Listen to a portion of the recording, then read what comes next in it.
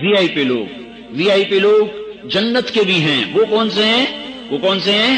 جن کو اللہ وسقاہم ربہم شرابا طہورا، جنہیں اللہ خود پلا رہا ہوگا.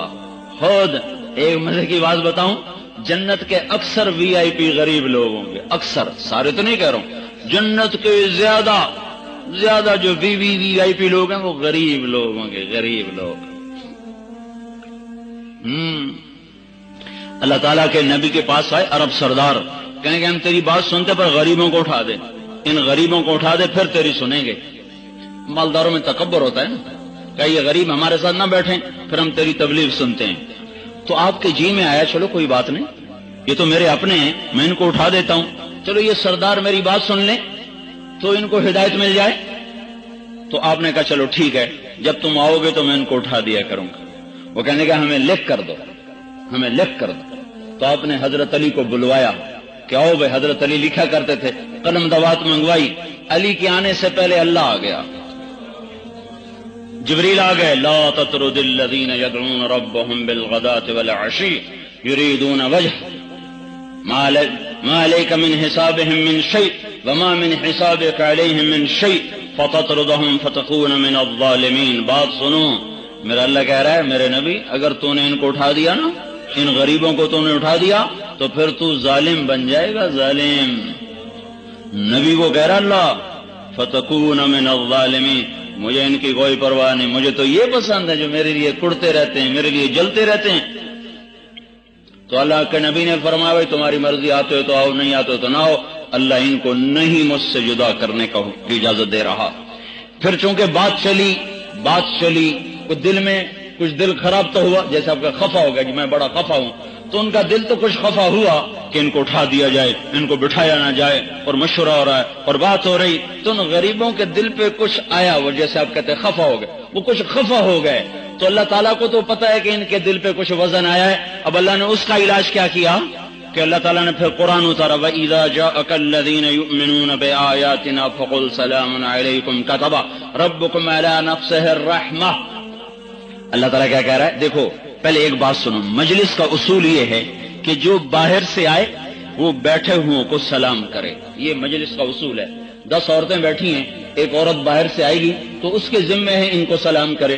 10 مرد بیٹھے ہیں، ایک آدمی باہر سے آ رہا ہے، اس کے ذمہ ہے بیٹھے ہوں کو سلام کرے. یہی دستور، یہی سنت. لیکن اللہ پاک نے ان غریبوں کے لیے سنت ہی بدل دی. کیا کہا؟ اے میرے نبی وَإِذَا جَاءَكَ الَّذِينَ يُؤْمِنُونَ بِآيَاتِنَا، اب جب یہ میرے غریب بندے آئے نا تیرے پاس، اب تو بیٹھا ہوا ہے، وہ آ رہے ہیں، ذمے تو ان کے نا کوئی تمہیں سلام کریں، پر نہیں، آج کے بعد جب یہ تیری مجلس میں آئیں تو خود ان کو سلام کیا کر. تو آپ فرمایا کرتے تھے الحمدللہ الذی جعل من امتی من امرت ان ابدأہم بالسلام. اے میرے رب میں تیرا کیسے شکر ادا کروں، تو نے میری امت میں ایسے لوگ پیدا کیے جن کو سلام کرنے کا تو نے مجھے حکم دیا. یہ جنت کے وی آئی پی بتا رہا ہوں، وی آئی پی ہیں، بڑے لوگ، بڑے مرد، بڑی عورتیں جن کا بڑا مقام ہوگا. کیسے ہوگا؟ اللہ اس کے رسول کی اطاعت اور فرما برداری سے ہوگا. میرے بھائیو بہنوں، اپنے اللہ کو بنا لو اپنا، اللہ کی قسم کامیاب ہو جاؤ گے. فرعون کی ایک باندی تھی، باندی نوکرانی کو نہیں کہتے، زر خرید عورت، زر خرید عورت ویسی کمزور ہوتی ہے، پھر وہ باندی ہو تو اور کمزور ہوتی ہے. وہ موسیٰ علیہ السلام پہ ایمان لے آئی، چھپ چھپ کے کلمہ پڑھ لیا، پر ایمان چھپتا نہیں، جیسے پیسہ چھپتا نہیں، ایمان چھپتا نہیں. وہ پتہ چل گیا، فرعون نے اس کو پکڑوا لیا اور ایک بڑے دیگ میں، بڑی دیگ، اس میں تیل ڈالا، وہ اس کے نیچے آگ جلائی. وہ جب تیل ایسے ابلنے لگا تو اس عورت کی 2 بیٹیاں تھیں، ایک دودھ پیتی تھی، ایک انگلی سے چلتی تھی، کوئی 3-4 سال کی ہوگی. تو وہ فرعون نے بیٹیوں کو بھی پکڑوا لیا، اس کو بھی کھڑا کر لیا. پھر کہنے لگا اب مجھے بتا تو کیا کرے گی، اگر مجھے رب مانے گی تو میں تجھے، تیرا گھر، تیری بیٹیاں، سب کچھ سونے سے بھر دوں گا، اور اگر تو نے موسیٰ کے رب کو رب مانا پہلے تیری بیٹیوں کو جلاؤں گا پھر میں تجھے جلاؤں گا. تو بول اب تو نے کیا کرنا ہے. اب ایک طرف اللہ ہے ایک طرف اپنی زندگی ہے، ایک طرف جنت کا گھر ہے، ایک طرف مصر کا گھر ہے، ایک طرف نبی کا طریقہ ہے، ایک طرف فرعون کا طریقہ ہے۔ تو وہ عورت بولی فرعون یہ تو میری دو ہیں، اگر میری اور بھی ہوتی تو میں وہ بھی اللہ پہ قربان کر دیتا۔ تجھے جو کرنا ہے کر۔ زمین آسمان یہ منظر دیکھ رہے ہیں، سارا مصر کا دربار یہ دیکھ رہا ہے، اور فرعون بھی گہری سوچوں میں ہے کہ ایک ماں اتنا بڑا قدم کیسے اٹھا رہی ہے، اتنی بڑی قربانی کیسے دے رہی ہے۔ وہ تو اولاد کا رونا اور عورت کو برداشت نہیں ہے، اس کا اپنی آنکھوں کے سامنے جلنا یہ کیسے برداشت کر رہی ہے۔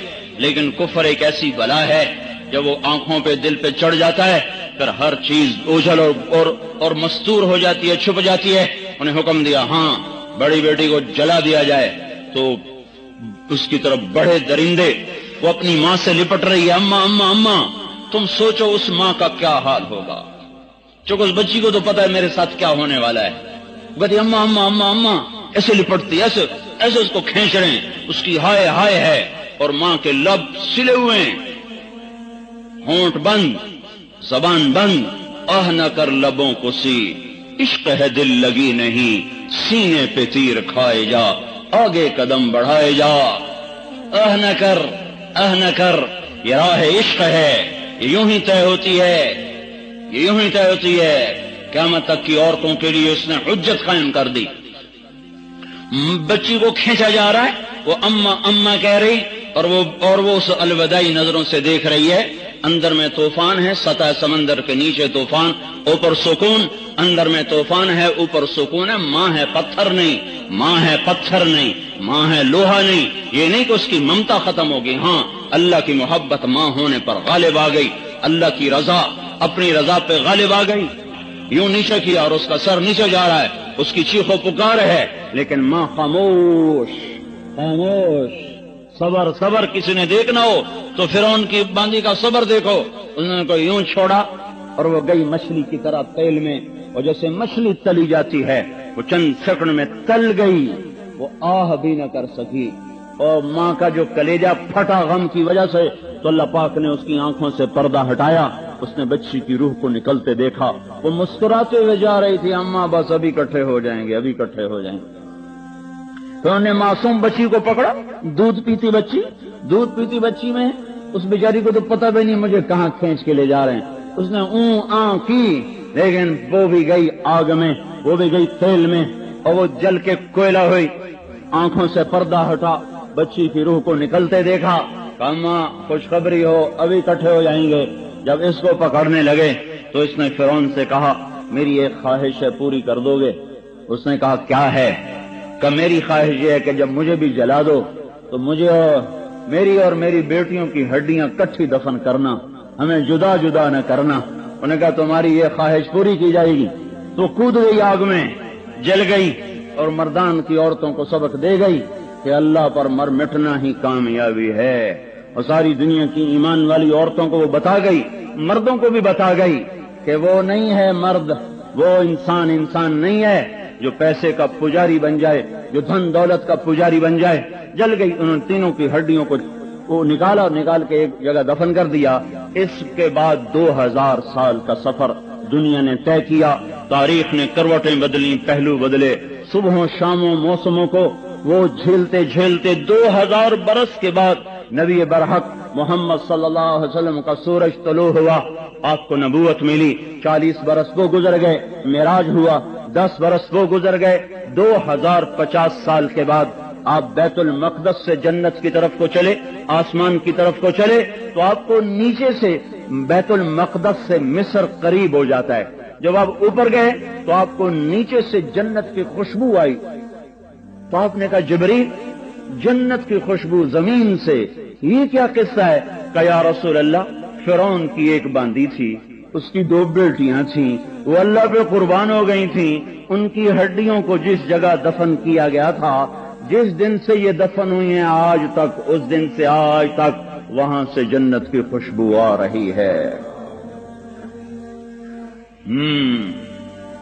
جو کرتے ہیں وہی زندہ رہتے ہیں۔ لوگ مر تو جائیں گے، موت نے کسی کو چھوڑا ہے، پر کیا نصیبوں والے ہیں جو اللہ کو راضی کرتے ہوئے چلے گئے۔ تو میرے باپ نے اللہ کو اپنا مطلوب بناؤ، اللہ کے سامنے جھک جاؤ، اس کی اطاعت کو اپنا فرض بنا لو۔ وہ کہتا ہے عورت پردہ کرے، پردے میں آ جاؤ۔